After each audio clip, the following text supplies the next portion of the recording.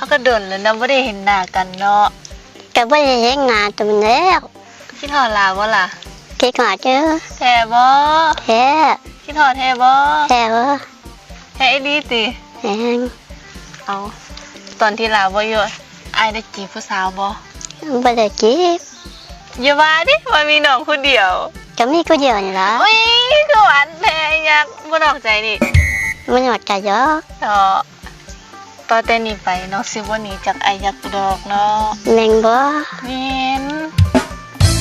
สัญญามาสัญญากันว่าเฮาสิบ่หนีจากกันสัญญาเอ้าเกี่ยวก้อยอีกเนาะคือเป็นตาฮักแท้เด้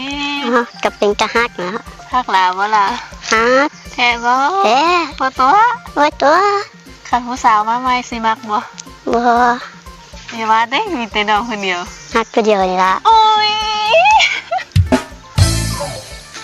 อีหลีติ อีหลีแท้ติแท้มักแท้บ่ครับหวังแต่งบ่แม่นเอาแล้วมื้อใดสิมาแต่งซะฮะมื้อใดสิมาแต่งเก็บเงินก่อน